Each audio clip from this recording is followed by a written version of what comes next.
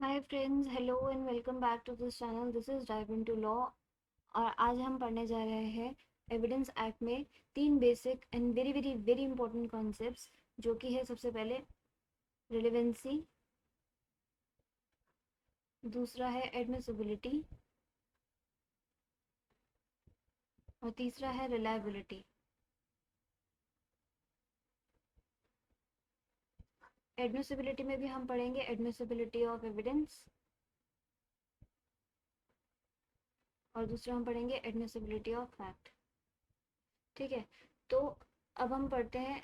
आज शुरू करते हैं सबसे पहले कि रिलेवेंसी क्या होता है। रिलेवेंसी ऑफ, अब यहाँ पे रिलेवेंसी ऑफ फैक्ट, कि कोई भी फैक्ट आप कोर्ट में प्रूव करना चाहते हैं तो वो उस केस को रिगार्डिंग कितना रिलेवेंट है उसको प्रूव करना चाहिए। अगर आप कोर्ट में प्रूव कर देते हैं कि ये रिलेवेंट है तो कोर्ट आपको अलाउ करेगी कि ठीक है, अगर ये रिलेवेंट है तो लाइए एविडेंसेस और प्रूव कीजिए इस फैक्ट को। लेकिन अगर आप ये बात प्रूव नहीं कर पाते हैं कि ये एविडेंस रिलेवेंट है, यानी कोर्ट को लगता है ये रिलेवेंट नहीं है, तो वो आपको अलाउ नहीं करेगी कि आप इसके लिए इसको इसके फेवर में एविडेंसेस लेकर आइए और उसको प्रूव कीजिए। तो वो फैक्ट आप प्रूव नहीं कर पाएंगे। इसलिए सबसे पहले ज़रूरी है किसी भी केस में आपको अगर प्रूव करना है, बिकॉज हम एविडेंस एक्ट पढ़ रहे हैं तो हम एविडेंसेस की ही बात करेंगे, कि उसमें आपको सबसे पहले प्रूव करना होगा किसी भी फैक्ट को लेकर जब एविडेंसेस लाते हैं कि वो फैक्ट जो है वो रिलेवेंट है। और अगर आपको ये प्रूव करना है कि वो रिलेवेंट है तो कौन से सेक्शन के अंडर रेलेवेंट है, this is also very important. तो यहाँ पर दिए गए हैं section 6 to section 55 of Indian evidence act. Alright, तो इन्हीं सेक्शंस में से कौन से किसी न किसी सेक्शन में आपको प्रूव करना पड़ेगा कि ये फैक्ट रेलेवेंट है, तभी आपको अलाउ किया जाएगा कि आप अपना फैक्ट थ्रू एविडेंसेस प्रूव कीजिए। इसमें एक बात और है कि वैसे तो Indian evidence has been beautifully framed कि सारे के सारे आप किसी भी केस को, कोई भी ऐसा फैक्ट ले आइए, वो कहीं ना, अगर वो केस से रिलेटेड है तो डेफिनेटली इसमें से किसी सेक्शन में ज़रूर फॉल करेगा। पर अगर ऐसा कोई फैक्ट निकल आ जाता है जो यहाँ कहीं फॉल नहीं कर रहा, तो section 11 is a residue section, जहाँ पे लिखा है कि अगर वो कहीं भी रिलेवेंट नहीं हो रहा है तो सेक्शन 11 के अंडर हम उसे रिलेवेंट फैक्ट मान सकते हैं। ऑलराइट, तो ये बहुत ज़रूरी है कि आप किसी भी फैक्ट को सबसे पहले ये प्रूव करें कि वो इस केस को लेकर रेलिवेंट है। हम एक एग्जांपल से समझने की कोशिश करते हैं तो आपको शायद ज़्यादा क्लियर होगा। एक सेकेंड जी। अब मान लीजिए कि एक ए है और एक बी है। ए और बी के बीच में झगड़ा हो गया। ठीक है, अभी झगड़ा हुआ सैटरडे को, और संडे को आफ्टरनून में ए मर्डर्ड बी। ए ने बी का मर्डर कर दिया। तो अभी इसमें जब ए ने बी का मर्डर किया है तो आप कोर्ट में कैसे प्रूव करेंगे कि ए ने बी का मर्डर किया। सबसे पहले तो अगर ए ने बी का मर्डर कर दिया है तो इसमें बनेंगे फैक्ट एंड इशू, यानी इश्यूज फ्रेम होंगे। उसमें सबसे पहले क्या होगा, वेदर ए किल्ड बी, सबसे पहला फैक्ट एंड इशू यही बनेगा। दूसरा क्या बनेगा, दूसरा बनेगा whether A had the intention to kill B. तो आपको ये प्रूव करना पड़ेगा कि ए का इंटेंशन था या नहीं। अब आपको ये प्रूव करने के लिए कि ए का इंटेंशन था या नहीं, डिफरेंट डिफरेंट फैक्ट्स प्रूव करने पड़ेंगे। तो वो सारे जो फैक्ट्स आप प्रूव करेंगे वो रिलेवेंट फैक्ट्स है। ठीक है, अभी ए और बी, अगर ए ने बी का मर्डर किया है तो आपको प्रूव करना पड़ेगा ना कि क्या मोटिव रहा होगा ए और बी का, ए का बी को मर्डर करने के लिए। तो आप प्रूव करेंगे कि एक दिन पहले there was a quarrel between A and B. तो ये जो मोटिव है, this falls under section 8 of Indian evidence Act. तो under section 8 motive is a relevant fact. तो यू गेटिंग इट, कि ये सारी चीज़ें जो आप रेलिवेंट फैक्ट जिसे समझते हैं, जिससे प्रूव करते हैं ताकि आप केस को प्रूव कर सकें, वो सारी कहीं ना कहीं रेलिवेंट है ही अंडर बिटवीन सेक्शन 6 टू 55। जैसे कि मोटिव हो गया, उसके अलावा बहुत सारी रेलिवेंट फैक्ट्स हैं जो आप प्रूव कर सकते हैं, जैसे कि blood found on the spot, blood found on the spot, या फिर फिंगरप्रिंट्स ऑन द पिस्टल। अगर पिस्टल के ऊपर फिंगरप्रिंट्स दिख गए तो आप उसको प्रूव कर सकते हैं। या फिर the shirt was torn, shirt आपको वहाँ पे फटी मिली। ठीक है, और भी बहुत सारी चीज़ें हैं जिनके थ्रू आप ये प्रूव कर सकते हैं कि ए ने बी का मर्डर किया। तो दीज आर द, अब ये क्या चीज़ें हैं सारी, these are the natural effects. ये क्या है, these are the natural effects of shooting and fighting, right. ये सारे नेचुरल इफेक्ट्स हैं of the fight which might have took place when A was murdering B. तो natural effect of fight between A and B, तो इसलिए ये सारे जो हैं ये सारे आएंगे रेलिवेंट फैक्ट्स। ठीक है, तो यही होता है रेलिवेंट फैक्ट। उसके अलावा फिर भी अगर जैसे कि हमने कहा था कि कोई डेफिनेशन नहीं है, तो भी हम एक बार समझने के लिए इस चीज़ को समझ सकते हैं कि रेलिवेंसी क्या हुई। Coming back to relevancy, relevancy क्या हुई, relevancy is the characteristic of a fact. किसी भी फैक्ट की, आप कोई भी फैक्ट प्रूव करना चाहते हैं तो उस फैक्ट के कैरेक्टरिस्टिक जो है, to which that fact is connected to some other fact which is either the fact in issue or the relevant fact in such a manner that it indicates the existence or the non-existence of other fact in issue। यानी relevancy एक ऐसा characteristic है किसी भी fact का जिसके through जो ये बताएगा कि वो फैक्ट किसी और फैक्ट इन इशू से या किसी और रिलेवेंट फैक्ट से कनेक्टेड है।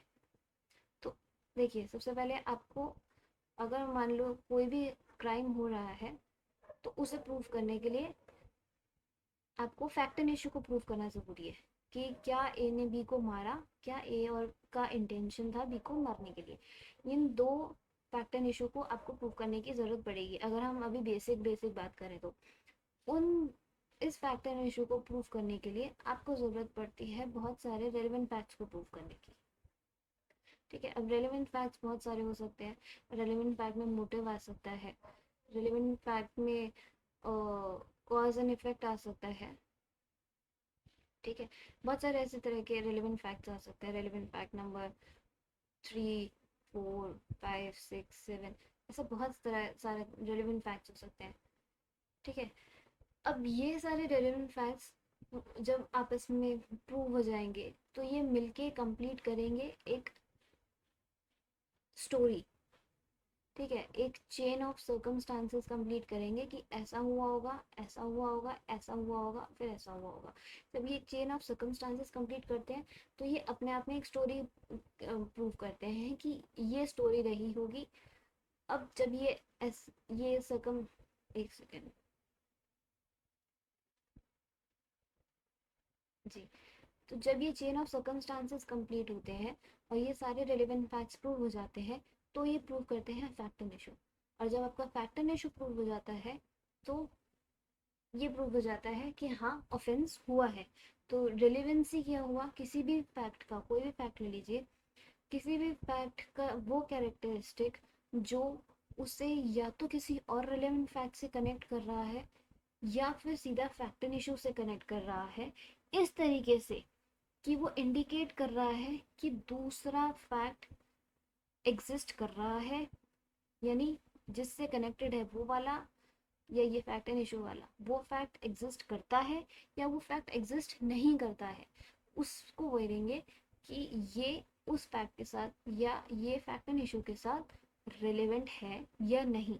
This is called relevancy. All right, तो अगर मैं उसे, हम इंग्लिश में उसे बोलें, this is a very simple statement कि relevancy is a characteristic of a fact to which that fact is connected to some other fact which is either the relevant fact or the fact and issue in such a manner, in such a way that it indicates the existence It indicates the existence or non-existence of other relevant fact or of this fact and issue. This is relevancy. ठीक है। जब भी कोई civil या criminal wrong होता है तो बहुत सारे फैक्ट्स होते हैं जिनको डिटर्मिन करने की ज़रूरत पड़ती है पार्टीज के राइट्स या लाइबिलिटीज़ को प्रूव करने के लिए, जो आपस में किसी और फैक्ट्स के साथ ही होते हैं। अब रेलिवेंट फैक्ट अपने आप में कोई एक रेलिवेंट फैक्ट नहीं होता, रेलिवेंट फैक्ट आपस में कनेक्टेड होंगे क्योंकि रेलिवेंट फैक्ट बहुत सारे होंगे, तो उन सभी को आपको प्रूव करना पड़ता है। अब आपस में जब ये सारे कनेक्टेड होते हैं तो उसको बोलते हैं लॉजिकल रिलेवेंसी, क्योंकि वो लॉजिकली आपस में सारे कनेक्टेड हैं। और जब वो उनके ऊपर आपके इंडियन एविडेंस एक्ट का स्टैंप लग जाता है, यानी ये जो लॉजिकल रिलेवेंट फैक्ट्स हैं, जब ये कहीं ना किसी सेक्शन में या इंडियन एविडेंस एक्ट में फॉल कर जाते हैं तो they become legally relevant fact, legally relevant. तो ये आपको पढ़ने का, अगर आप कोई कॉम्पिटिटिव एग्जाम दे रहे हैं तो वहाँ पे भी आपको देखने को मिल सकता है कि लॉजिकल रिलेवेंसी और लीगल रिलेवेंसी क्या है, और इनमें से कौन सा आप कोर्ट में प्रूव कर सकते हैं तो कौन सा नहीं प्रूव कर सकते हैं। तो बस यही ध्यान रखना है आपको कि लॉजिकल रिलेवेंसीज, जो रिलेवेंट फैक्ट्स आपस में सारे कनेक्टेड हैं तो दे आर लॉजिकली रिलेवेंट, लेकिन जो जो सेक्शंस के अंडर फॉल करते हैं उनमें से दे आर लीगली रिलेवेंट। तो लॉजिकल रिलेवेंसी का लॉ की नज़र में कोई इम्पोर्टेंस नहीं है, इम्पोर्टेंस किसकी है, लीगल रिलेवेंसी की। ठीक है। एक बात और ध्यान रखिए, अगर हम इनके स्पेयर की बात करें तो ये कुछ इस तरह होता है कि लॉजिकल रिलेवेंसी इतना बड़ा होगा और उसमें से लीगल रिलेवेंसी इतना होगा, सारा नहीं होगा। ठीक है, पर आप कोर्ट देखेगा सिर्फ इसको, इसको नहीं देखेगा। प्रैक्टिकली अगर बात करें तो ये है आपका लॉजिकल रिलेवेंसी और ये है आपका लीगल रिलेवेंसी, यानी they both are overlapping each other, क्योंकि सारे ही जितने भी लॉजिकल रिलेवेंट फैक्ट्स होते हैं वो लॉ के अंडर, इंडियन एविडेंस एक्ट के अंदर आपको मिल ही जाते हैं, तो इतना कोई इशू होता नहीं है। तो ये था हमारा रेलेवेंसी। ठीक है।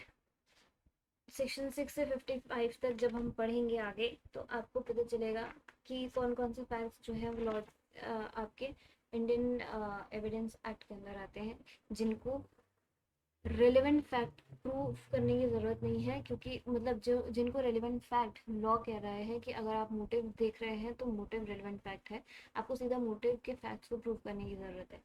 ठीक। उसके आगे अब हम नेक्स्ट पढ़ेंगे। अगर आपको इतना समझ में आ गया है तो तब तक प्लीज़ चैनल को सब्सक्राइब कीजिए, बेल आइकन को हिट कीजिए, लाइक कीजिए, and let me know in the comment section कि आपको ये जो मैंने समझाया ये कितना समझ में आया। चलिए आगे बढ़ते हैं।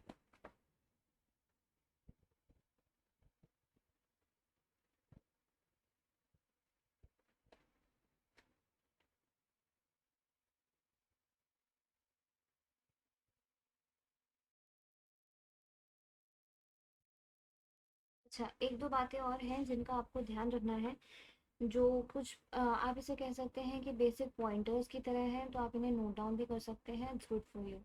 ठीक है। अगर आप साथ में कोई रजिस्टर या कुछ एनी सम नोट मेकिंग कर रहे हैं, जो भी कुछ भी अगर आप कुछ कर रहे हैं इस तरह का, तो it's good, it will be helpful for you. जैसे कि इस बात का ध्यान रखिएगा कि a fact can not be relevant in isolation, a fact can not be relevant in isolation. अपने आप में कोई सिर्फ एक सिंगल फैक्ट रेलेवेंट फैक्ट नहीं हो सकता, जैसे कि मैंने कहा था कि उसका आपस में या तो इसके साथ कनेक्टेड होना ज़रूरी है या फिर फैक्ट एंड इशू के साथ कनेक्टेड होना ज़रूरी है, तभी वो रेलेवेंट फैक्ट हो सकता है। अपने आप आइसोलेशन में कोई भी फैक्ट रेलेवेंट फैक्ट नहीं हो सकता। दूसरी बात ध्यान रखिएगा कि court can also suo motu state any fact to be relevant, court can also state any fact to be relevant suo motu. तो आप कोर्ट को क्वेश्चन नहीं कर सकते हैं, कोर्ट कर सकता है, कोर्ट के पास पावर है। तो तीसरा ये बात ध्यान रखिएगा कि फैक्ट, रेलेवेंट फैक्ट को हमने बोला कि रेलेवेंट फैक्ट प्रूव करता है फैक्ट एंड इशू को once it is duly proved. अब ये ड्यूली प्रूव्ड का मतलब क्या होता है? ड्यूली प्रूव्ड का मतलब होता है कि it has been properly examined. ठीक है, इसको प्रॉपरली रेलेवेंट फैक्ट को एग्जामिन किया गया। एग्जामिन किया गया मतलब प्रॉपर इसका क्रॉस एग्जामिनेशन हुआ है by the other party. But once it has been cross examine यानी इसको प्रॉपरली आपने एग्जामिन कर लिया है, और जब आपने इसको एग्जामिन कर लिया है it has been duly proved, और जब ये ड्यूली प्रूव हो जाता है तभी relevant fact goes on to prove the fact in issue. तो examined and duly proved, right, then it becomes it is examined. Examination के बाद ड्यूली प्रूव हो गया, तभी ये रेलिवेंट फैक्ट जो है ये बनेगा goes on to prove the fact in issue. और दूसरी बात, एक और बात है, रेलिवेंट फैक्ट को आप एविडेंशियरी फैक्ट भी कहते हैं। This is also called evidentiary facts, और इसे सर्कमस्टांशियल एविडेंसेस भी कहा जाता है।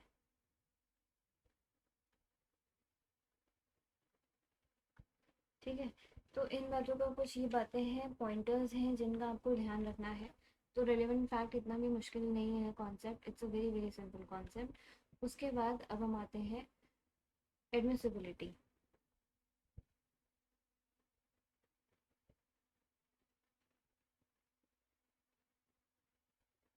एडमिसिबिलिटी ये बहुत आप हो सकता है आपको ये किसी ने ना बताए हो, इतने डिटेल में एक्सप्लेन ना किया हो, या हो सकता है किया भी हो, पर इस बात का ध्यान रखिएगा कि ये बहुत ही इंपॉर्टेंट कॉन्सेप्ट्स हैं, और इनका आपको क्लियर होना, इनके बेसिक्स क्लियर होना कि इन तीनों में क्या डिफरेंस है बहुत ज़रूरी है।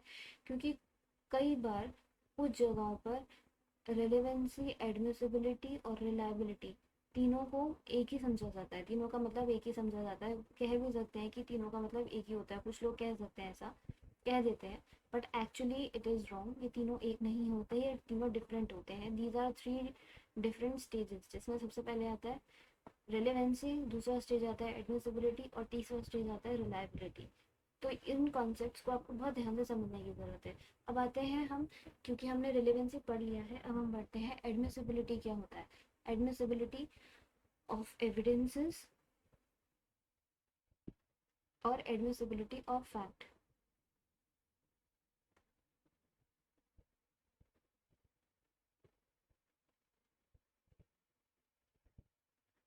तो अभी मैं आपको बहुत ही आसान तरीके से दोनों के बीच का डिफरेंस समझाऊंगी।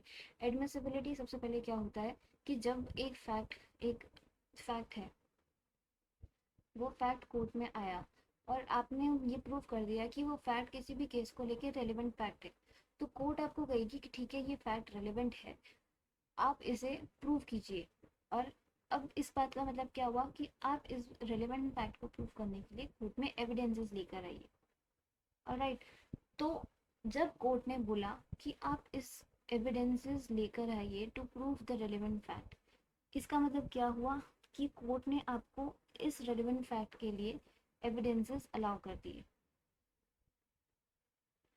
एविडेंसेस अलाउ, ठीक, इतना तो सिंपल है कि रेलेवेंट फैक्ट प्रूव कर दिया, तो अब आपको उस रेलेवेंट फैक्ट को लेकर एविडेंसेस जाने पड़ेंगे। रेलेवेंट कि ये रेलेवेंट फैक्ट है, फॉर एग्जांपल मोटिव है, तो आपने प्रूव कर दिया कि मोटिव मोटिव जैसे अंडर सेक्शन 8 रेलेवेंट फैक्ट है, लेकिन अब आपको मोटिव को प्रूव तो करना पड़ेगा। मोटिव प्रूव करने के लिए आप एविडेंसेस तो लेकर आओगे, वो भीड़ के लोग लेकर आओगे जो ये स्टेटमेंट देंगे कि हाँ झगड़ा हुआ था, जिस चीज़ को मान लो प्रॉपर्टी को लेकर झगड़ा हुआ था, प्रॉपर्टी पेपर्स लेकर आओगे, या किसी तरीके से चीज़ों को लेकर आप प्रूफ तो करोगे कि मोटिव था।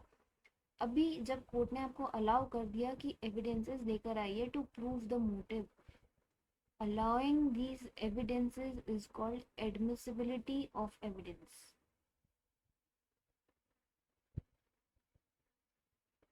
बस इसी को कहते हैं एडमिसिबिलिटी ऑफ एविडेंस, यानी evidences are allowed to be proved in the court। This is admissibility of evidence। कि आपको कोर्ट में अलाउ कर दिया है कि एविडेंसेस को लाइए, प्रूफ कीजिए। यही है एविडेंस, एडमिसिबिलिटी ऑफ एविडेंस, कि evidences are allowed in the court be proved. तो बोलते हैं ना कि ये एविडेंस कोर्ट में एडमिसिबल है। अगर आपने कभी कोर्ट में जाकर देखा होगा ना, तो ये लैंग्वेज अक्सर यूज होती है कि ये एविडेंस कोर्ट में एडमिसिबल है, यानी ये एविडेंस कोर्ट में अलाउड है। आप हम प्रूफ कर सकते हैं, कोर्ट ने अलाउ किया है इस एविडेंस को कि आप प्रूफ कर सकते हैं। या कोर्ट जनरली कह देती, कभी कभी कोर्ट को कहते हुए सुना होगा कि नहीं, ये एविडेंस एडमिसिबल नहीं है कोर्ट में, यानी कोर्ट इस एविडेंस को प्रूफ करने के लिए अलाउ नहीं कर रही। क्योंकि हो सकता है कोर्ट को लगता है कि एविडेंस को आप अलाउ प्रूव कर भी दे, तो भी अगर आप किसी रिलेवेंट फैक्ट, अगर आप किसी मतलब एविडेंस को प्रूव कर भी देते हैं, तो उससे कोई रिलेवेंट फैक्ट प्रूव नहीं हो रहा।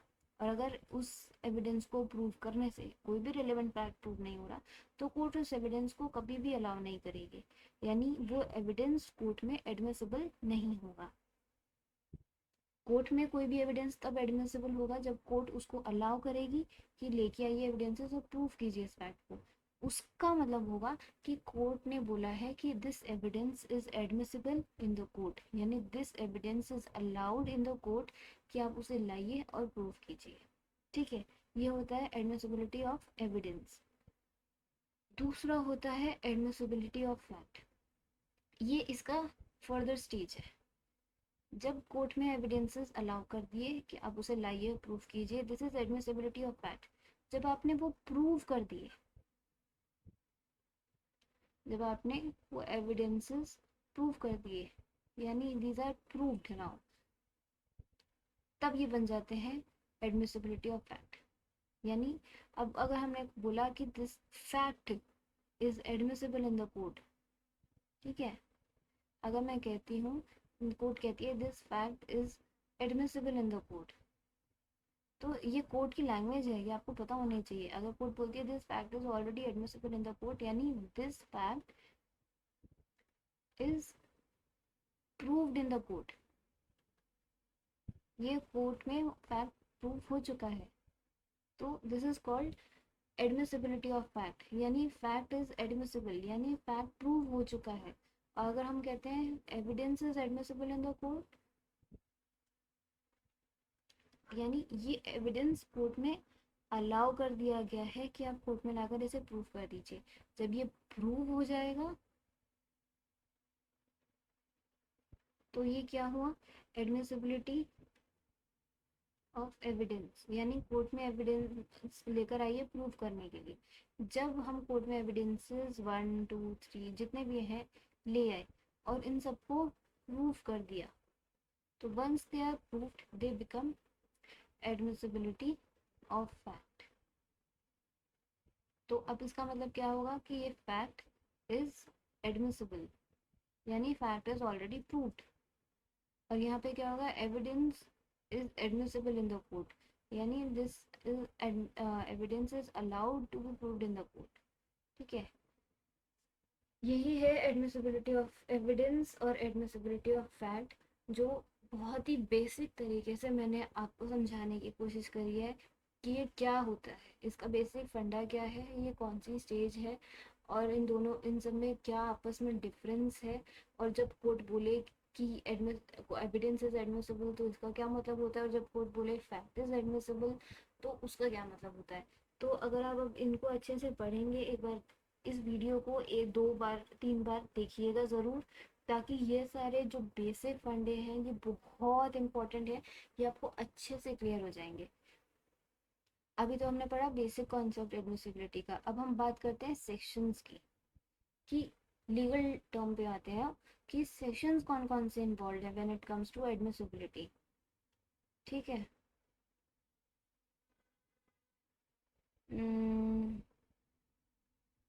चलिए अब हम बात करते हैं सेक्शंस की।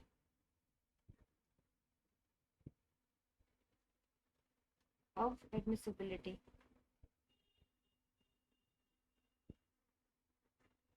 तो इसमें बहुत सारे सेक्शंस इन्वॉल्व हैं। सबसे पहले इसमें सेक्शन इन्वॉल्व है सेक्शन 5। सबसे पहले इसमें इन्वॉल्व है सेक्शन 5। सेक्शन 5 क्या है, अगर आप बैर एक्ट उठाएंगे अभी तो उसमें लिखा होगा कि आप सिर्फ दो ही चीज़ें प्रूव कर सकते हैं, एक तो फैक्ट एंड इशू और एक रेलिवेंट फैक्ट, और उसके अलावा कुछ नहीं। ठीक है, ये चीज़ बेसिकली सेक्शन 5 में लिखी है, अभी आप पढ़ेंगे तो आप देख पाएंगे।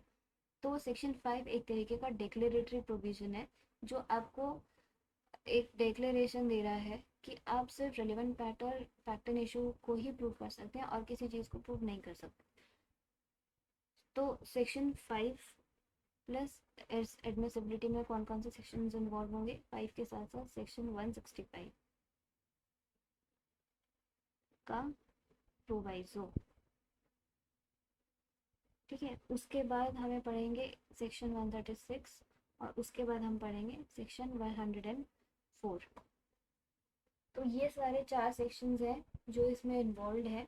अभी अगर आप सबसे पहले देखेंगे, हम बात करें सेक्शन 165 के प्रोवाइजो की, तो सेक्शन 165 का प्रोवाइजो 1 जब आप पढ़ेंगे तो उसमें देखेंगे कि proviso 1 puts a mandate upon the court to allow evidences only for relevant fact and no others. ठीक है, तो सेक्शन 165 बात करता है कि कोर्ट के पास पावर है कि आप किसी भी तरह के एविडेंसेस को कोर्ट में बुला सकते हैं। कोर्ट के पास पावर है कि आप इररिलेवेंट फैक्ट को लेकर भी किसी पार्टी से किसी भी विटनेस से क्वेश्चन कर सकते हैं। कोर्ट के पास पावर है किसी भी इंसान को समन करके बुला सकते हैं, या फिर किसी भी डॉक्यूमेंट को आप समन करके कोर्ट में प्रोड्यूस करा सकते हैं। ये सारी पावर है सेक्शन 165 में कोर्ट के पास। लेकिन वहीं पे एक राइटर दे दिया है अंडर प्रोवाइजो 1। प्रोवाइजो 1 में कोर्ट के ऊपर एक राइटर दिया है, जहाँ पे कोर्ट के ऊपर एक मैंडेट लगा दिया गया है कि to allow evidences only for relevant fact and no others. तो आप एविडेंसेस जो है वो रिलेवेंट फैक्ट को लेकर ही अलाउ कर सकते हैं और किसी पर नहीं। एक और भी है कि आप जजमेंट जो है वो रिलेवेंट फैक्ट पर और के ऊपर बेस्ड होकर जो एविडेंसेस प्रूव हुआ है उसी पर देंगे। आपने यहाँ पे जो मर्जी सवाल जिसे पूछना था पूछ लिया, जो मंगाना था मंगा लिया, जिसको बुलाना था बुला लिया, डजेंट मैटर। और आपका जो जजमेंट है वो रिलेवेंट फैक्ट और फैक्ट एंड इशू के ऊपर ही बेस्ड होगा, इससे बाहर नहीं जा सकते आप। ठीक है, तो अगर मान लो कोई fact is not proved relevant तो court will make that evidence also inadmissible. अब आप लैंग्वेज समझ रहे हैं, evidence, court will make that evidence inadmissible, यानी कोर्ट डिस अलाउ कर देगी उस एविडेंस को कि आप कोर्ट में लाकर उस एविडेंस को प्रूव नहीं कर सकते। वाई? बिकॉज वो फैक्ट रिलेवेंट प्रूव नहीं हुआ, और इसीलिए उस फैक्ट के ऊपर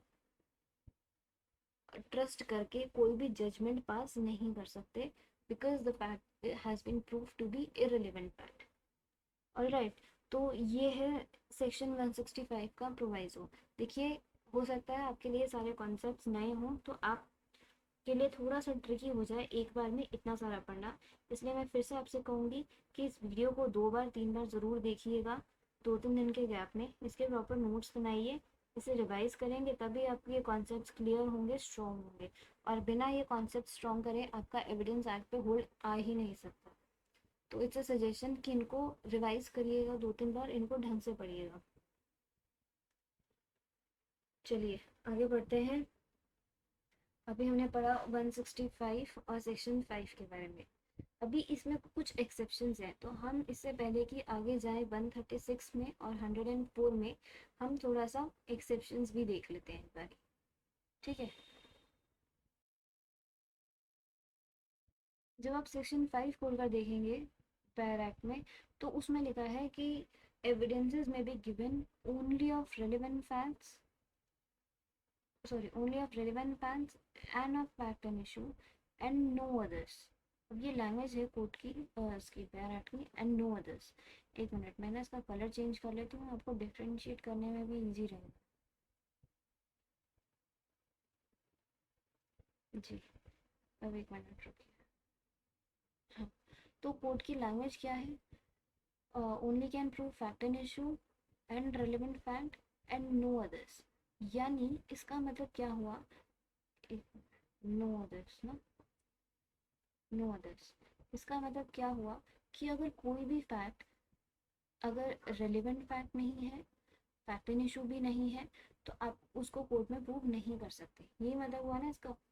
पर इसमें भी एक्सेप्शंस हैं जिनको आपको ध्यान देना है, कि कुछ ऐसे फैक्ट भी हैं जो रेलेवेंट नहीं है, जो फैक्ट इन इशू भी नहीं है, लेकिन फिर भी you are allowed through Indian evidence act only to prove those facts in the court. तो ये जो नो अदर्स लिखा है ना सेक्शन के अंदर, अब हम पढ़ेंगे उसके एक्सेप्शंस। ठीक है, उसके एक्सेप्शन क्या है।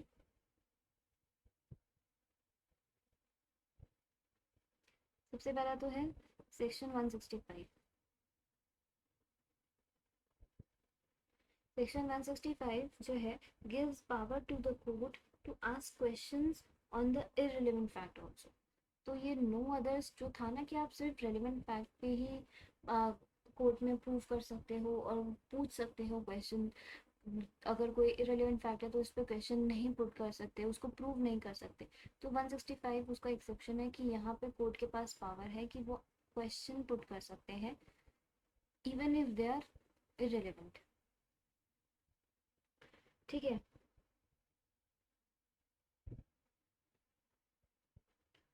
दूसरा है section 155।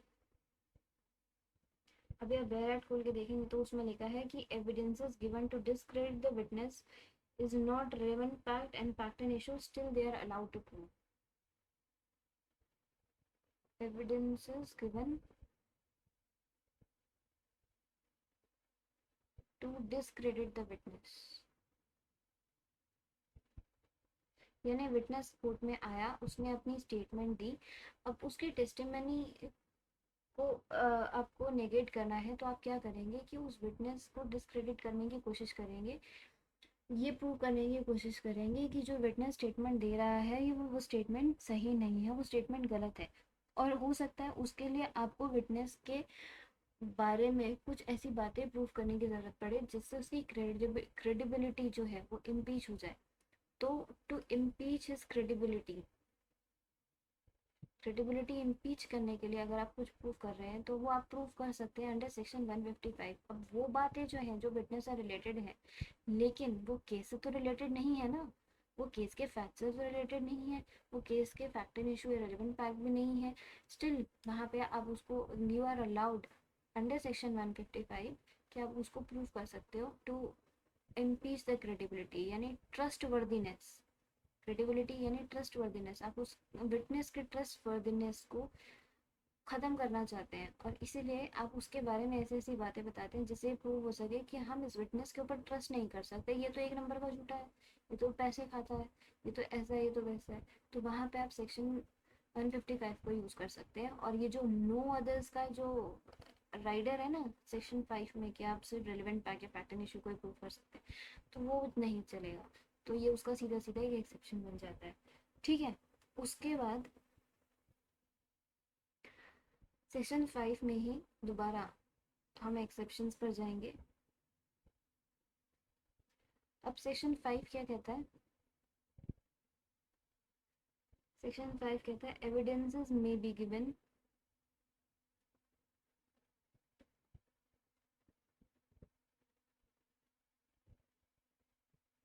Only of fact and issue, relevant fact and of no others, ये कहता है। ठीक है, इसका मतलब यह है कि जो फैक्ट्स रेलिवेंट फैक्ट्स है या फैक्ट एंड इशू है, उस पर आप एविडेंसेस दे सकते हो, मे बी। ये बात है ना कि मे बी गिवन, यानी जो रेलिवेंट फैक्ट और फैक्ट एंड इशू है उन पर तो आप पक्का पक्का एविडेंसेस दे सकते हो, ये आपको अलाउ कर रहा है, मे बी गिवन। पर कुछ ऐसे फैक्ट्स भी होते हैं जो फैक्ट एंड इशू होंगे या तो, या रेलिवेंट फैक्ट होंगे, तो वो still even if they are relevant fact, you are not allowed to prove those relevant facts through evidences in the court, यानी उन रेलिवेंट फैक्ट्स पे एविडेंसेस जो है वो एडमिसिबल नहीं होंगे, एडमिसिबल नहीं होंगे। और वो कौन से, अब वो एक्सेप्शंस में कौन कौन से एक्सेप्शंस आते हैं, तो ये जो मे बी लिखा है ना, मे बी गिवन, ये मे बी गिवन के ही एक्सेप्शंस है जो अभी मैं बताऊंगी। अंडर सेक्शन 5 के ये मे बी पे एक्सेप्शंस है। सबसे पहले है party has right to give evidence on relevant fact and fact and issue, लेकिन वहाँ पे सेक्शन 5 अगर आए, 25 सॉरी, सेक्शन 25 अगर आए या फिर सेक्शन 26 आए तो वो प्रूव नहीं कर सकते। अब 25 और 26 किसकी बात करता है कि कोई भी स्टेटमेंट अगर आपने पुलिस कस्टडी में दी है, अगर किसी ने पुलिस कस्टडी में कोई स्टेटमेंट दी है या पुलिस को कोई स्टेटमेंट दी है, तो वो स्टेटमेंट आप कोर्ट में प्रूव नहीं कर सकते। दे आर रेलिवेंट, वो रेलिवेंट है, but still they are inadmissible in the court. ये जो एविडेंस, तो ये जो एविडेंसेस होंगे to prove this relevant fact, evidence क्या हो जाएगा, इनएडमिसिबल हो जाएगा। क्यों? क्योंकि वो पुलिस कस्टडी, या तो पुलिस कस्टडी में दिया अंडर 25 या पुलिस ऑफिसर को दिया अंडर 26। ऐसा क्यों है? ऐसा इसलिए है क्योंकि जनरली माना जाता है कि पुलिस, हो सकता है पुलिस के पास क्योंकि पावर है कि वो इन्फ्लुएंस कर दे किसी भी विटनेस को और ज़बरदस्ती वो स्टेटमेंट दिलवा दे जो एक्चुअली में ट्रू नहीं है। तो पुलिस से डर कर कोई झूठी स्टेटमेंट ना दे, या पुलिस से डरकर अगर कोई झूठी स्टेटमेंट दे भी दे कोर्ट के अंदर, तो कोर्ट में वो अप्रूव नहीं हो सकती क्योंकि वो पुलिस को दी गई है। तो ये एक तरीके का सेफ्टी प्रिकॉशन है उन लोगों को लेकर जो पुलिस से डरकर मजबूरी में झूठ बोलते हैं, या पुलिस उन्हें फोर्स करती है डर कर मजबूरी में झूठ बोलने के लिए। तो उन केसेस से उन लोगों को बचाने के लिए ये सेक्शन फ्रेम किया गया है। यही कारण है कि यहाँ पे फैक्ट्स रेलेवेंट भी होते हैं तो भी इनएडमिसिबल होते हैं, यानी not allowed to be proved. ठीक है, उसमें एक और आता है exception B, that is privileged communication.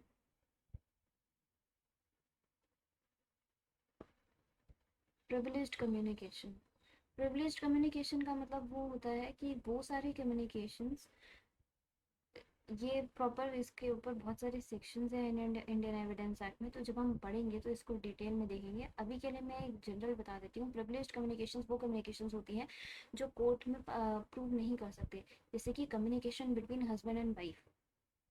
तो अगर हस्बैंड ने वाइफ को बताया कि हाँ मैं एक मर्डर कर कर आया हूँ गलती से अपने सेल्फ डिफेंस में या जानबूझकर भी, अगर हस्बैंड जो है वो अपनी वाइफ के साथ आकर शेयर करता है, तो वाइफ कल कोर्ट में जाके ये नहीं बोल सकती कि मेरे हस्बैंड ने मुझे बताया था कि वो खून कर कर आया है। क्यों? Even though that fact is relevant fact, ठीक है, रेलिवेंट फैक्ट हो गया, लेकिन still wife is not allowed to prove that relevant fact. उसका जो स्टेटमेंट होगा वाइफ का, statement of wife will be inadmissible in the court. Allowed नहीं करेंगे उसको प्रूव करने के लिए। क्यों अलाउड नहीं करेंगे? इनएडमिसिबल इन कोर्ट, क्योंकि ये स्टेटमेंट उसको उसके हस्बैंड ने दिया था अंडर ट्रस्ट एंड कॉन्फिडेंस, ठीक है, ऑफ दैट रिलेशनशिप। अब अगर इस तरह का सेक्शन ना बने, इस तरह का ये जो इम्यूनिटी दी गई है ये नहीं बनेगी, तो एक हस्बैंड एंड वाइफ का रिलेशनशिप जो है ये एक ट्रस्ट वर्दी रिलेशनशिप नहीं रहेगा। हमेशा दिल में एक डर रहेगा कि यार ये बात अगर कहीं को कल को कुछ होता है तो वो कोर्ट में जाके मेरे अगेंस्ट ना बोल दे। तो इस रिलेशनशिप के सैंक्टिटी को प्रोटेक्ट करने के लिए ये एक इम्यूनिटी दी गई है कि अगर आप आपस में एक दूसरे को ऐसा कुछ बताते भी हैं तो वो कम्युनिकेशन जो आपने की थी when in relationship of being husband and wife, तो वो कोर्ट में प्रूव नहीं कर सकते हो आप। तो this is called privilege communication. Alright, ये है अंडर सेक्शन, जैसे ऊपर बताया था 25 26, ये आता है सेक्शन 121 से 131 तक। ये सारे प्रिविलेज्ड कम्युनिकेशंस की बात करते हैं सेक्शन। तीसरा आता है जुडिशली नोटिसेबल फैक्ट्स।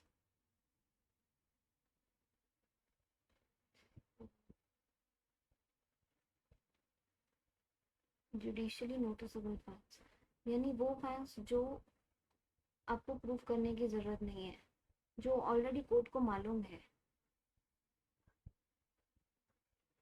इसमें कौन कौन से सेक्शन आते हैं? सेक्शन 56, सेक्शन 57 और सेक्शन 58, ये सारे सेक्शंस आते हैं। यानी वो फैक्ट्स जो आपको कोर्ट में प्रूफ करने की ज़रूरत नहीं है। Sun rises from the east आपको प्रूफ करने की ज़रूरत नहीं है, ये लॉ यूके में है तो आपको ये बात प्रूफ करने की ज़रूरत नहीं है। ये नोटिसेबल फैक्ट है, ये अपने आप कोर्ट देख लेगी कि हाँ ये लॉ यूके में है कि नहीं है। ठीक है, ये हमारा देश का मैप है, इंडियन मैप, तो आपको ये प्रूव करने की ज़रूरत नहीं है कोर्ट में कि this is the Indian map, already the court knows this is the Indian map. तो जो जुडिशली नोटिसेबल फैक्ट्स है, ये इसकी प्रॉपर लिस्ट दी गई है इन सेक्शंस में और बताया गया है कि कौन से होते हैं। जब हम पढ़ेंगे तो उसको देखेंगे। तो ये वो सेक्शंस हैं जुडिशली नोटिसेबल फैक्ट्स हैं, ये रिलेवेंट फैक्ट है, स्टिल आपको इनको प्रूव करने की ज़रूरत नहीं है। तो ये हैं वो सारे एक्सेप्शंस जो आपको ध्यान में रखने हैं अंडर सेक्शन 5। इसमें एक बात और, ये सारे सेक्शंस जो है ये मैंने थोड़े क्रिमिनल बेस्ड बताए थे। अगर हम सिविल बेस्ड करेंगे तो ये सिविल एक्सेप्शंस में आप अभी के लिए ये लिख लीजिए कि कौन कौन से उसके अंडर फॉल करते हैं, क्योंकि अगर हम अभी इनके डिटेल में जाएंगे तो जो हम एडमिसिबिलिटी का टॉपिक पढ़ रहे हैं वो टॉपिक पीछे छूट जाएगा और हम कहीं और ही चले जाएंगे।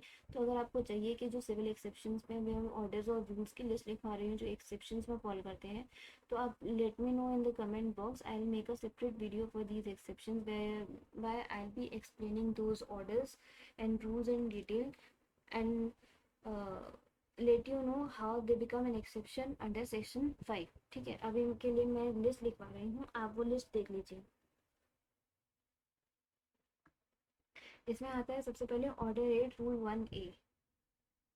ऑर्डर 8 रूल 1A ये है। और दूसरा है ऑर्डर 7 रूल 14।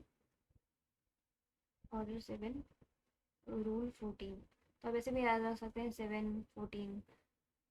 तीसरा है ऑर्डर 13 रूल 1।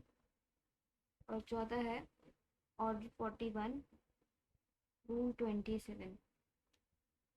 ये चारों हैं जो सिविल में एक्सेप्शंस बनते हैं अंडर सेक्शन 5, जहाँ पे आपको प्रूव करने की ज़रूरत नहीं है, though they are relevant facts in themselves. चलिए आगे बढ़ते हैं। उसके बाद एडमिसिबिलिटी पे अगर अभी हम पीछे देखें तो एक मिनट, मैंने आपको सेक्शंस की एक लिस्ट लिखवाई थी, ये रही। तो ये है वो सेक्शंस की लिस्ट। अभी हमने पढ़ा section 5 relevant pattern, pattern issue, may be और नो अदर्स, ये हमने पढ़ा। उसके बाद हमने पढ़ा सेक्शन 165 क्या होता है, उसके बाद हमने उसके प्रोवाइजो देखा। अब हम पढ़ेंगे सेक्शन 136 और फिर उसके बाद हम पढ़ेंगे सेक्शन 104। तो जब हम ये चारों सेक्शंस पढ़ लेंगे तो हमारा एडमिसिबिलिटी का टॉपिक जो है कंप्लीट हो जाएगा। ठीक है, तो चलिए सेक्शन 136। एक और बात फ्रेंड्स, मैं आपको ये बहुत ही कंसाइज फॉर्म में बता रही हूँ, बहुत ही बेसिक तरीके से बता रही हूँ ताकि आपको ये सारे कॉन्सेप्ट्स बहुत इजीली समझ में आ जाएं, बहुत लेमैन लैंग्वेज में, बहुत सिंप्लीफाइड फॉर्म में मैं आपको समझाने की कोशिश कर रही हूँ। अगर आप चाहते हैं कि मैं इनको बहुत ही डिटेल में आपको अच्छे से डिस्कशन करके एक एक सेक्शन समझाऊँ, एक एक टॉपिक समझाऊँ, तो you have to tell me in the comment section. मेरा ईमेल आईडी भी वहाँ पर गिवन है and I also provide our whole team also provide online coaching classes to the students जो इनको डिटेल में समझना चाहते हैं, जो जुडिशरी की तैयारी कर रहे हैं या कोई और कॉम्पिटिटिव एग्जाम्स की तैयारी कर रहे हैं या फिर एलएलबी में ढंग से अपना एक स्ट्रॉन्ग बेस बनाना चाहते हैं फॉर फर्दर एडवोकेसी लिटिगेशन के फील्ड में। तो आपको मुझे उस पर ईमेल आईडी पे कांटेक्ट करना होगा, मैसेज सेंड करना होगा एंड आप मुझसे क्लासेस ले सकते हैं, ऑनलाइन क्लासेस, जहाँ पे मैं सारे सेक्शन को बहुत डिटेल में आपके साथ डिस्कस करूँगी। ठीक है, आगे बढ़ते हैं और अब हम बढ़ते हैं सेक्शन 136।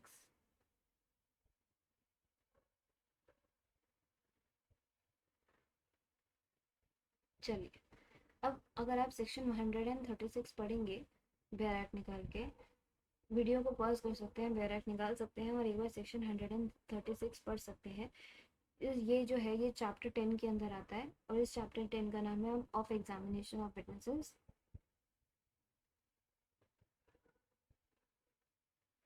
तो एग्जामिनेशन ऑफ विटनेसेस यानी विटनेसेस को एग्जामिन करने की बात है।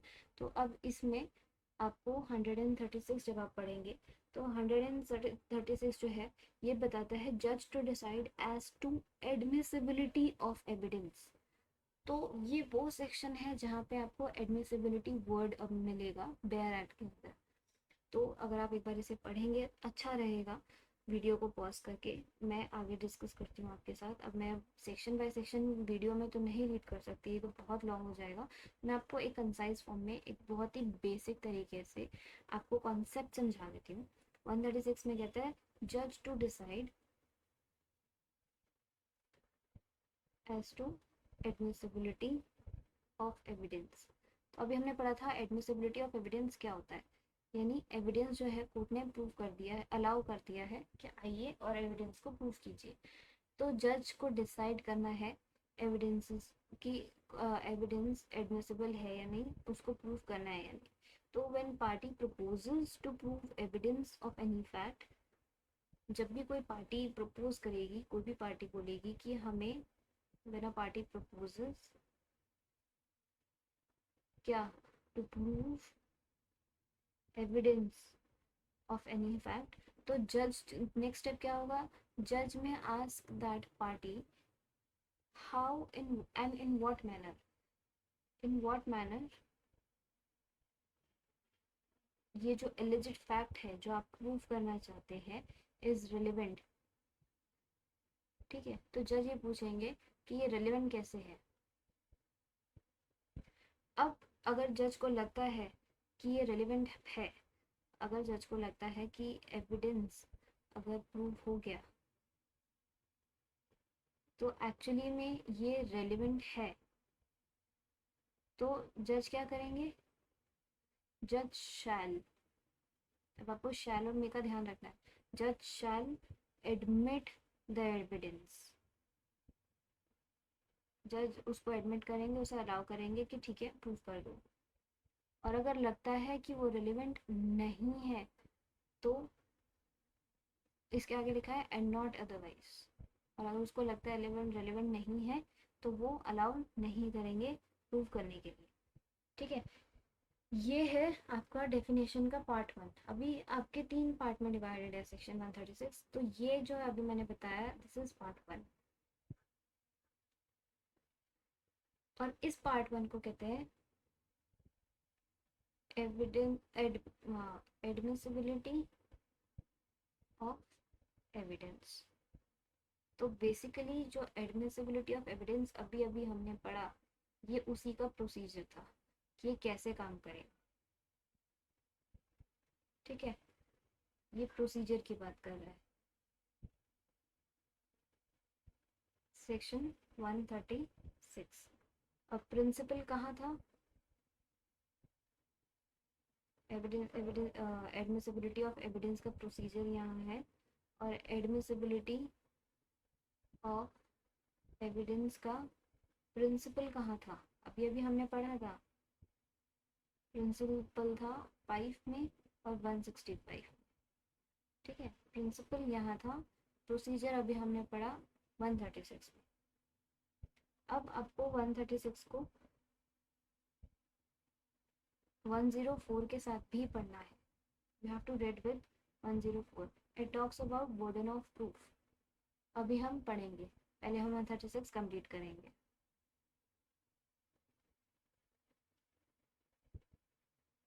इसमें आप बेसिकली ये भी कह सकते हैं कि 136 जो है इज अ मैनिफेस्टेशन ऑफ 165 का प्रोवाइजो एंड 5। ठीक है, 136 एक वे का मैनिफेस्टेशन ही है जो प्रोसीजर बताता है कि 165 और 5 का बेसिक रूल क्या है। उसके बाद हम पढ़ते हैं 136 का पार्ट 2।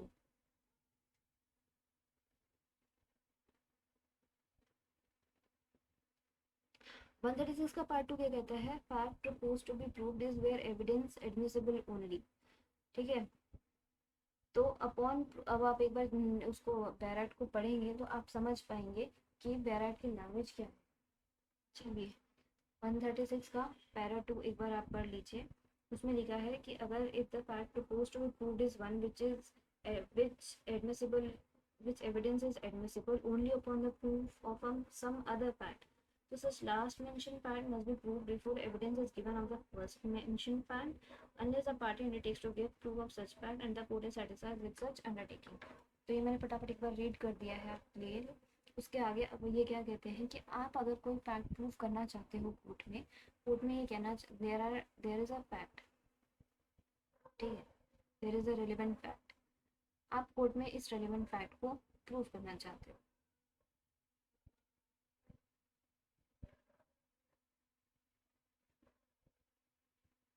अब ये जो फैक्ट है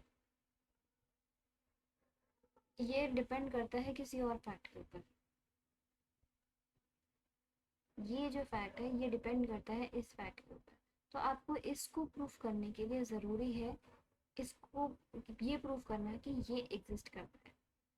तो जब आप जिस फैक्ट को प्रपोज कर रहे हैं प्रूव करने के लिए वो डिपेंड करता है किसी और फैक्ट के ऊपर, तो आपके ऊपर ये लाइबिलिटी है कि पहले आप इस फैक्ट को प्रूव करेंगे, और जब आप ये फैक्ट प्रूव कर देंगे तो कोर्ट आपको अलाउ करेगी, जब आपने ये फैक्ट प्रूव कर दिया तो कोर्ट आपको अलाउ करेगी कि अब आप इस फैक्ट को प्रूव कर सकते हैं। अगर इसका एग्जिस्टेंस इस फैक्ट के ऊपर डिपेंडेंट है तो आप डायरेक्ट इसको प्रूव नहीं करेंगे ये कह के कि ये तो रेलेवेंट है ही नहीं, ये रेलेवेंट है तो मैं तो यही प्रूव करूंगा या करूंगी, ऐसा नहीं है। अगर ये इसके ऊपर डिपेंडेंट है तो पहले आपको इसको प्रूव करना पड़ेगा। जब ये प्रूव हो जाएगा, अब ये क्या है, ये हो भी सकता है रेलेवेंट फैक्ट और ये नहीं भी हो सकता रेलेवेंट फैक्ट, इससे कोई फर्क नहीं पड़ता कि ये फैक्ट रेलेवेंट फैक्ट है या नहीं है, पर ये फैक्ट, ये रेलेवेंट फैक्ट इस पर डिपेंडेंट है तो ज़रूरी है पहले आप इसे प्रूव करेंगे, और जब ये प्रूव हो जाएगा तो फिर आप इसे प्रूव करेंगे। इसमें भी एक आपको एक कन्वीनियंट फॉर्म में दे रखा है कि अगर आप चाहें तो कोर्ट से परमिशन ले सकते हैं। अंडरटेकिंग,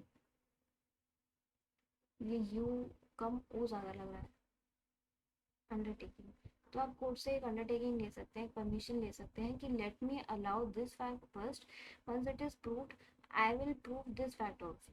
ठीक है, अगर आपको इस अंडरटेकिंग में ये अलाउ कर देते हैं कि ठीक है आप फैक्ट टू को बाद में, फैक्ट वन को बाद में करेंगे, पहले फैक्ट टू को, ये जो प्रपोज फैक्ट है आप इसे प्रूव कर दो, तो आप ये प्रूव कर सकते हो और इसको बाद में प्रूव कर देना, कोई प्रॉब्लम नहीं है, पर यहाँ पे अंडरटेकिंग ज़रूरी है। उसके अलावा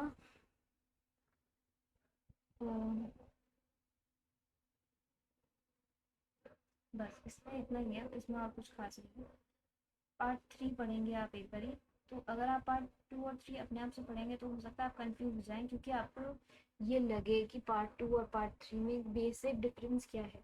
तो देखिए इसमें बेसिक डिफरेंस ये है कि जब आप सेक्शन को पढ़ेंगे तो आपको समझ में आएगा कि यहाँ पे पैरा 2 में तो लिखा था कि evidence is admissible only upon the proof of other fact, तो अदर फैक्ट लिखा था, उसमें कहीं लिखा नहीं है कि वो अदर फैक्ट जो है वो रिलेवेंट फैक्ट है या नॉट रिलेवेंट फैक्ट है। लेकिन जब आप थर्ड पैराग्राफ पढ़ते हैं तो इसमें लिखा है if the relevancy of one एलिज्ड fact depends upon another एलिज्ड fact, यहाँ पे जो दूसरा फैक्ट है अनदर फैक्ट है वो भी एलिज्ड है, यानी वो भी रिलेवेंट है। तो यहाँ पे फैक्ट वन और फैक्ट टू थे, ठीक है, देखिए एक मिनट, यहाँ पे पार्ट टू में एक था फैक्ट वन, एक था फैक्ट टू, इसमें से आपको एक था फैक्ट वन और एक था फैक्ट टू, आपको ये प्रूफ करना था क्योंकि ये आपका रेलेवेंट फैक्ट था, पर ये इस पर डिपेंडेंट था। अब ये फैक्ट रेलेवेंट फैक्ट भी हो सकता है और रेलेवेंट फैक्ट नहीं भी हो सकता है, हमें इससे कोई फर्क नहीं पड़ता, बस हमें इसको प्रूव करना ज़रूरी है टू प्रूव दिस। ठीक है, पार्ट 3 में यहाँ पे ये वाला जो आपको प्रपोज करना है इसका भी रिलेवेंट होना ज़रूरी है, और जिस पर ये डिपेंड कर रहा है उसको अभी रिलेवेंट होना ज़रूरी है। यानी जहाँ पे दोनों ही एलिज्ड फैक्ट है, यानी दोनों ही रिलेवेंट फैक्ट है, वहाँ पे समझ लेना कि आपको पार्ट 3 लगाना है। ठीक है, तो आप यहाँ पे ये जब इस पर डिपेंडेंट है तो आपको पहले इसको प्रूव करना पड़ेगा, फिर ही आप इसको प्रूव कर सकते हो। तो देखिए इसमें लिखा है, if the relevancy of one alleged fact depends upon another alleged fact being first proved, the judge may in his discretion either permit evidence of the first fact to be given before the second fact is proved, or require evidence to be given of the second fact before evidence is given of the first fact। तो यहाँ पे जज की मर्जी है, वो चाहे, उनका डिस्क्रिशन है, वो चाहे तो आपको बोलेंगे कि ठीक है पहले इसको प्रूव कर देना, इसको बाद में प्रूव कर देना, या फिर बोलेंगे कि नहीं पहले इसको प्रूव करो और बाद में इसको प्रूव कर देना।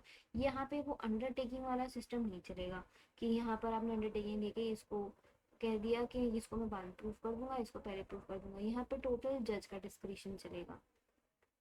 आप कोई अंडरटेकिंग लेके जज को फोर्स नहीं कर सकते, जज की मर्जी है, वो चाहे तो आपको बोल देगा नहीं पहले इसको करो, और फिर नहीं तो वो चाहे तो आपको बोल देगा नहीं पहले आप इसको करो।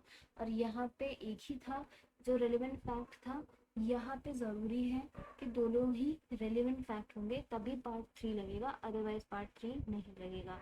अब आप अगर इसके इलस्ट्रेशंस पढ़ेंगे तो आपको जो मैंने समझाया है वो बेहतर तरीके से समझ में आएगा।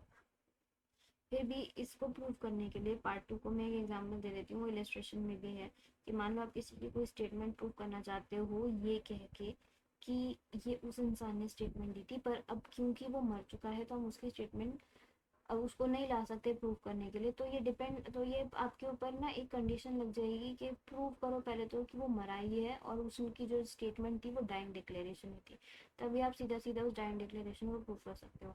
आपको प्रूव करना पड़ेगा वो मर गया, अदरवाइज आप वो नहीं मरा तो वो डाइंग डिक्लेरेशन हुई नहीं तो आप वो प्रूफ नहीं कर सकते। ठीक है, उसके अलावा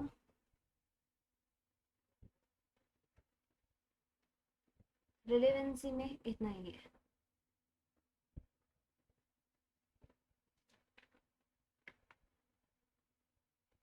नहीं अभी सॉरी, रिलेवेंसी में इतना नहीं है, अभी हमारा एक सेक्शन बचा है, दैट इज सेक्शन 104।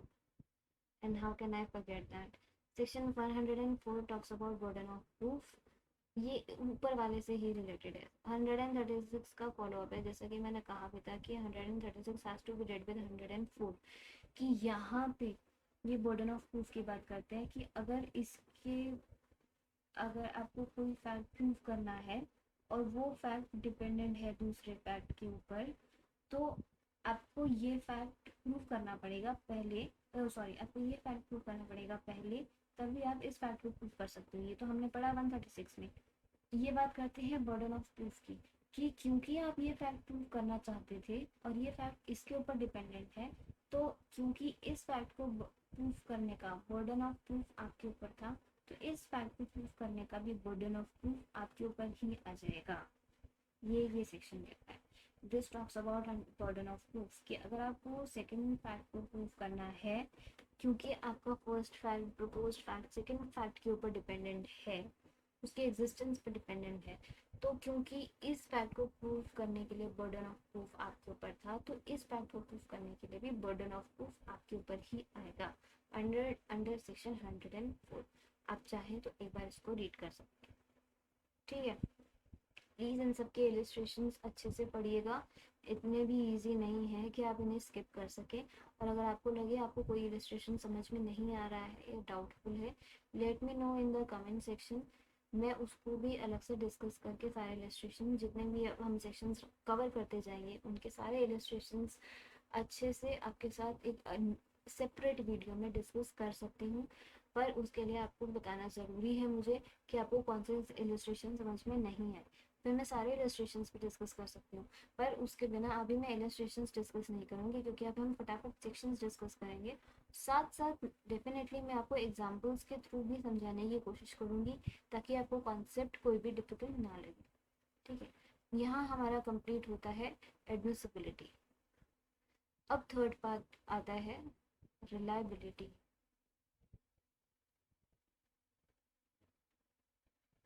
रिलायबिलिटी क्या होता है? रिलायबिलिटी का मतलब होता है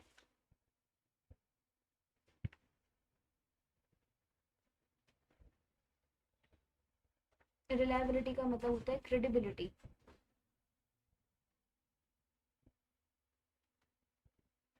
यानी जो एविडेंसेस प्रूव करने की कोशिश किए गए हैं वो कितने रिलायबल हैं, हम उन पर कितना ट्रस्ट कर सकते हैं, उनकी क्रेडिबिलिटी है, यानी वो ट्रस्टवर्दी है, उन एविडेंसेस को ट्रस्ट किया जा सकता है। तो रिलायबिलिटी का मतलब है क्रेडिबिलिटी या फिर ट्रस्टवर्दीनेस या फिर डिपेंडेबिलिटी।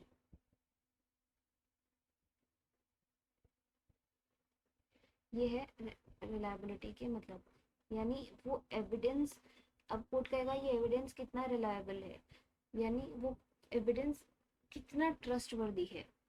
अब रिलायबिलिटी की बात करते हैं तो बेयर एक्ट में कोई प्रॉपर गाइडलाइन नहीं दी गई है रिगार्डिंग द रिलायबिलिटी।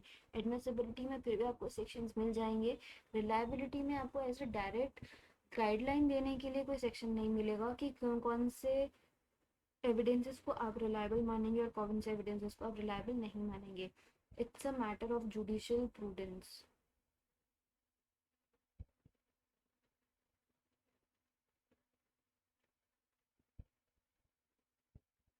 ठीक है, it's a matter of judicial prudence. ये जज के एक्यूमेन पे डिपेंड करता है, acumen of judiciary judicial acumen of the court, कि वो कौन से मैटर को कौन से एविडेंसेस को रिलायबल समझते हैं और कौन से को नहीं समझते। तो अगर हम रिलायबिलिटी की बात करते हैं तो क्रेडिबिलिटी और रिलायबिलिटी सेम है, यानी रिलायबिलिटी ऑफ एविडेंस का मतलब ये होगा क्या हुआ, credibility of evidence. Generally court में क्रेडिबिलिटी वर्ड भी यूज करते हैं, या रिलायबिलिटी ऑफ फैक्ट का मतलब क्या हुआ, credibility of fact। ठीक है, had the party been able to prove to the satisfaction of court the relevant fact, क्या पार्टी ने कोर्ट को पूरी तरह सेटिस्फाई कर दिया उस रेलिवेंट फैक्ट को प्रूव करके, अगर हाँ तो एविडेंस जो है वो रिलायबल हुआ रिलेवेंट फैक्ट को प्रूव करने के लिए। ठीक है, देखिए मैं लिख देती हूँ।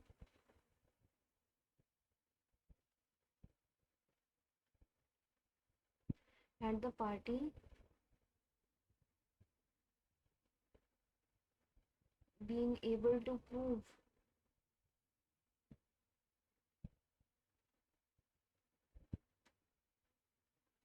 to the satisfaction of court this particular relevant fact, जिसकी केस में बात हो रही है, अगर हाँ, इसका मतलब क्या हुआ कि एविडेंस इज रिलायबल, किस लिए, टू प्रूव रिलेवेंट फैक्ट। अब इन्होंने बोला evidence is reliable relevant fact को प्रूव करने के लिए। इस लैंग्वेज का क्या मतलब है कि evidence is sufficient enough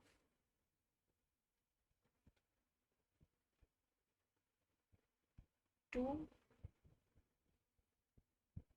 complete the chain of circumstantial evidences. अभी हमने पढ़ा था सर्कमस्टांशियल एविडेंसेस यानी रिलेवेंट फैक्ट्स।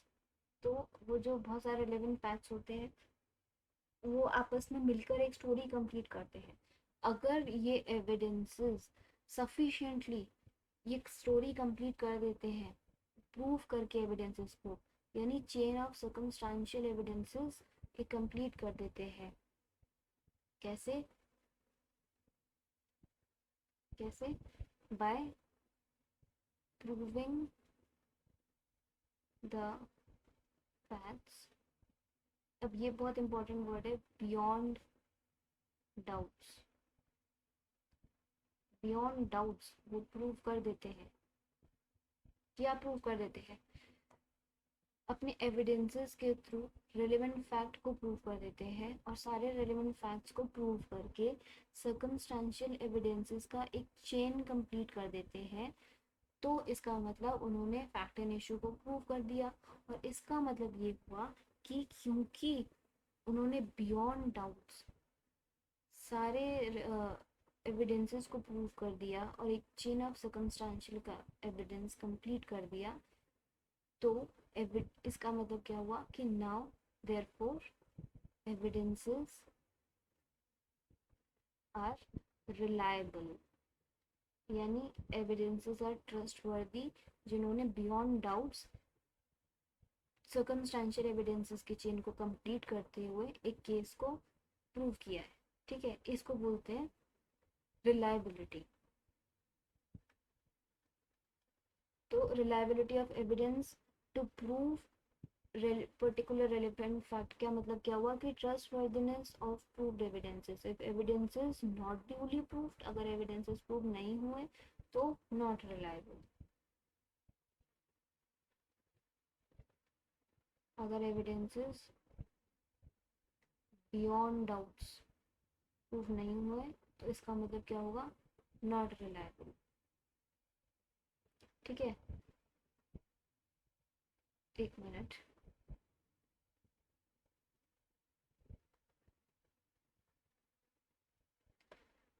तो जो स्मॉलेस्ट मिसिंग लिंक जो होगा, अगर पूरे चेन ऑफ, मान लीजिए कोई एक फैक्ट है, मान लीजिए कोई मर्डर हुआ है, मर्डर को प्रूव करने के लिए बहुत सारे रेलेवेंट फैक्ट्स को प्रूव करने की ज़रूरत होगी ऑब्वियसली।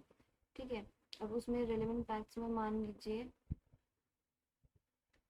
ए ने बी का मर्डर किया है, कुछ दिन पहले कोई क्रूरल भी हुई थी, तो आपको बहुत सारी चीज़ें प्रूव करनी पड़ेंगी। आपको मोटिव प्रूव करना पड़ेगा, तो उसमें आपको क्रूरल प्रूव करना पड़ेगा। हो सकता है पैसे दिए थे लेकिन पैसे वापस मिले नहीं, या प्रॉपर्टी को लेकर झगड़ा चल रहा था, तो वो जो प्रॉपर्टी डिस्प्यूट चल रहा था आपको वो दिखाना पड़ेगा कि प्रॉपर्टी डिस्प्यूट चल रहा था। मान लीजिए पुलिस स्टेशन में कंप्लेंट भी हुई थी झगड़े को लेकर, तो वो जो एफआईआर लॉन्च हुई थी वो भी दिखानी पड़ेगी कि ये एफआईआर लॉन्च की गई थी, यानी कोर्ट में आपने इस चीज़ को ऑलरेडी रजिस्टर करवा लिया है कि हाँ झगड़ा हुआ है।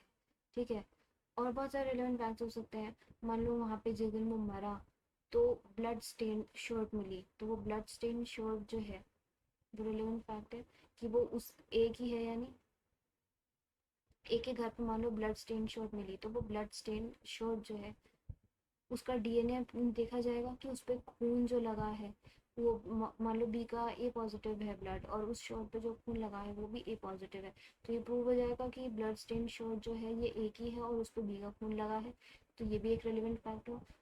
और क्या हो सकता है, फिंगरप्रिंट्स। ठीक है, forensic FSL, forensic science laboratory की report, expert report, handwriting report, बहुत सारी चीज़ें हो सकती है। मान लो ए ने बी को धमकी भरा चिट्ठी लिखी थी, तो हैंड राइटिंग और बहुत सारे, तो ये सारा फोरेंसिक में आ जाएगा। तो ये सारे क्या है, ये सारे रेलेवेंट फैक्ट्स हैं। Fact one, relevant fact two, relevant fact three, relevant fact four, five, six, ये बहुत सारे रेलेवेंट फैक्ट्स हैं। अब मान लीजिए उसमें से कोई एक फैक्ट नहीं प्रूव हुआ, मान लीजिए शर्ट मिली तो सही, लेकिन उस पर जो ब्लड था वो बी का नहीं था। ठीक है, या मान लीजिए एफएसएल रिपोर्ट आई और उस रिपोर्ट में ये था कि वो जो इसका खून हुआ है वो पॉइजन देके हुआ है। ठीक है, और इसके ऊपर तो चार्ज लगा है कि इसने शूट किया है। ऐसा भी होता है कि बुलेट दिख रही है लेकिन एफएसएल रिपोर्ट अलग आ रही है, और कोई सर्कमस्टेंशियल एविडेंसेस पे जो रिपोर्ट बनाई है वो अलग आ रही है। ऐसा भी हुआ है जो कि देखने से एकदम कॉन्ट्राडिक्टरी लग रहे हैं। तो अब मान लो यहाँ पे अगर इस तरह का कोई कॉन्ट्राडिक्शन आ जाता है तो बेनिफिट ऑफ डाउट मिल जाएगा, और बेनिफिट ऑफ डाउट मिल जाएगा यानी एक लूप होल रह गया जिसे कंप्लीट नहीं कर सके, और इसलिए chain of circumstantial evidences complete नहीं हुए और इसीलिए केस भी प्रूव नहीं हुआ। तो ये बहुत ज़रूरी है कि ऐसा कोई लूप होल नहीं रहना चाहिए और ये सारी चीज़ें प्रूव हो जाए। अगर ये सारी चीज़ें प्रूव हो जाते हैं थ्रू एविडेंसेस, तो इसका मतलब क्या हुआ कि ये जो सर्कमस्टेंशियल एविडेंसेस थे कि वहाँ पे शर्ट मिली, वहाँ पे फिंगरप्रिंट्स मिले, वहाँ पे मान लो नेल भी मिला ए का, या ये सारी चीज़ें मिली, तो ये सर्कमस्टेंशियल एविडेंसेस थे ना। अब ये सर्कमस्टेंशियल एविडेंसेस प्रूव हो गए, बियॉन्ड डाउट्स हो गए, और ये चेन कंप्लीट कर रहे हैं। They are completing the chain, कि ये हुआ ये हुआ ये हुआ। तो इसका मतलब क्या होगा कि उन्होंने सारे एविडेंसेस प्रूव हो गए, तो उन्होंने रेलिवेंट फैक्ट्स को प्रूव कर दिया। और once relevant facts are prove, हम ये मान लेंगे कि जितने भी ये एविडेंसेस थे दे ऑल आर रिलायबल। ठीक है, ये रिलायबल थे क्योंकि उन्होंने chain of circumstantial evidences complete किया। तो इसमें क्या ज़रूरी है,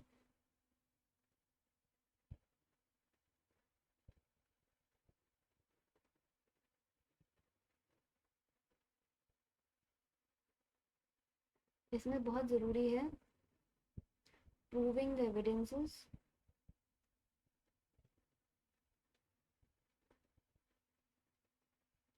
प्लस कंप्लीटिंग द चेन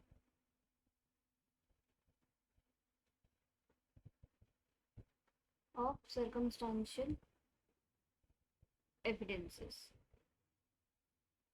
ये बहुत ज़रूरी है।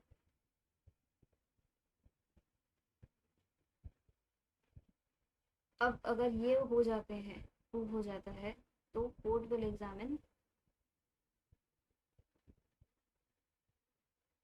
तो कोर्ट क्या एग्जामिन करेगा, court will examine whether together all these prove relevant facts, prove the fact and issue beyond reasonable doubt। अगर हाँ, अगर ये क्या ये सॉरी, एक मिनट रुकिए, कुछ इशू हुआ है।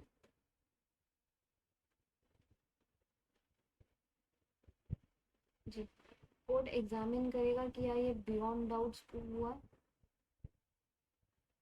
whether proved beyond doubts। अगर yes, conviction, court will convict the accused। ठीक है, और अगर no, तो chain of circumstantial evidences complete नहीं हुई या कोई मिसिंग फैक्ट रह गया, तो वो बोल देंगे कि evidences not reliable, resulting into acquittal. ठीक, this is called reliability of fact, या रिलायबिलिटी ऑफ सर्कमस्टांशियल एविडेंसेस, या रिलायबिलिटी ऑफ रेलेवेंट फैक्ट्स। चलिए, ये था रिलायबिलिटी। तो आज हमने इस तरह पढ़ा कि रिलेवेंसी क्या होता है, रिलायबिलिटी और एडमिसिबिलिटी। उम्मीद करती हूँ कि आपको ये सारा कॉन्सेप्ट अच्छे से समझ में आया होगा। अगर आपको फिर भी कोई डाउट्स हैं तो आप मुझसे कमेंट सेक्शन में पूछ सकते हैं, मैं आपको डेफिनेटली आंसर करके आपके डाउट्स क्लियर करूँगी। आज हमने रिलेवेंसी पढ़ा, एडमिसिबिलिटी भी पढ़ा और रिलायबिलिटी भी पढ़ा। एडमिसिबिलिटी में हमने पढ़ा admissibility of evidence, admissibility of fact. Relevancy में सबसे पहले हमने पढ़ा 6 to 55 सेक्शंस होते हैं, उसमें रेजिड्यू सेक्शन होता है सेक्शन 11। ठीक है, और उसके अलावा हमने ये एग्जाम्पल डिस्कस करा ए और बी का कोरल होता है, तो उसमें क्या क्या रिलेवेंट फैक्ट्स कहे जाएंगे, फैक्ट एंड इशू क्या बनेगा। उसमें एक लॉजिकल रिलेवेंसी होता है, एक लीगल रिलेवेंसी होता है, और इनका क्या आपस में रोल है, कैसे ये ओवरलैप करते हैं, ये हमने पढ़ा। क्राइम हो रहा है तो हम फैक्ट एंड इशू प्रूव करेंगे, क्राइम को प्रूव करने के लिए फैक्ट एंड इशू प्रूव करना ज़रूरी है, उसको प्रूव करने के लिए रेलेवेंट फैक्ट का प्रूव करना ज़रूरी है। डायरेक्ट फैक्ट एंड इशू भी प्रूव किया जा सकता है, पर ऐसा बहुत कम होता है कि रेलेवेंट फैक्ट के बिना ही फैक्ट एंड इशू प्रूव हो गया। तो ऐसा करेंगे तो उसमें क्या क्या तरीके हो सकते हैं कि रेलेवेंट फैक्ट क्या क्या होंगे, तो ये सारी चीज़ें हमने पढ़ी। उसके बाद हमने एडमिसिबिलिटी पढ़ा, एडमिसिबिलिटी ऑफ एविडेंसेस का क्या मतलब होता है, जब एविडेंसेस को अलाउ कर देते हैं प्रूव करने के लिए, अगर रेलिवेंट फैक्ट है तो एविडेंसेस को अलाउ करेंगे, प्रूव कीजिए उस रेलिवेंट फैक्ट को। अगर वो प्रूव कर देते हैं तो इसका मतलब एविडेंसेस बार अलाउड टू बी प्रूव्ड, एक बार प्रूव हो जाते हैं तो वो फैक्ट जो है वो एडमिसिबल हो जाता है, यानी जिस फैक्ट को एविडेंसेस के थ्रू प्रूव कर रहे थे वो फैक्ट अब कोर्ट में एडमिसिबल है, यानी प्रूव्ड है। ठीक है, ये पढ़ा हमने। इसमें हमने सेक्शंस कवर किए, जिस सेक्शन में हमने कवर किया ये पूरा सीरीज। सेक्शन 5 पढ़ा, सेक्शन 5 में एक्सेप्शंस पढ़े, सेक्शन 165 पढ़ा, उसके प्रोवाइजो पढ़े, 136 के तीनों पैराग्राफ्स पढ़े और 104 में बर्डन ऑफ प्रूफ पढ़ा। और उसके बाद फिर हमने पढ़ा रिलायबिलिटी क्या होता है,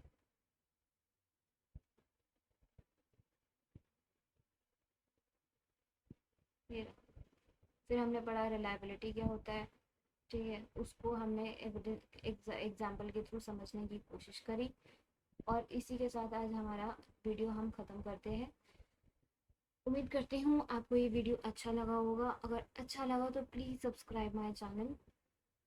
late me know in the comment box आपको वीडियो कैसी लगी। Hit the bell icon also and dive into law के नाम से इंस्टाग्राम पे भी आप हमारा अकाउंट को फॉलो कर सकते हैं। प्लस आप चाहे तो वहाँ पे डायरेक्ट डीएम करके आप कोई भी क्वेश्चन पूछ सकते हैं। कोई भी आपकी क्वेरी जो है वो आप वहाँ पे डाल सकते हैं, हम डेफिनेटली उसको सॉल्व करने की कोशिश करेंगे। ऑल्सो अगर आप चाहें और आपको ये वीडियो अच्छी लगी तो डिटेल डिस्कशन के लिए, कि अगर आप चाहते हैं कि आपको कोई पर्टिकुलर सब्जेक्ट अच्छे से समझना है, डिटेल फॉर्म में समझना है, तो ऑनलाइन लॉ क्लासेस भी दी जाती हैं। आप उसके लिए भी डाइव इनटू लॉ को रेफर कर सकते हैं, डीएम कर सकते हैं या फिर ईमेल आईडी पे कांटेक्ट कर सकते हैं। ठीक है, टिल देन अपना ध्यान रखिए, ख्याल रखिए, खूब मेहनत से पढ़िए और लॉ में इंटरेस्ट बनाए रखिए। Take care of yourself. Bye bye.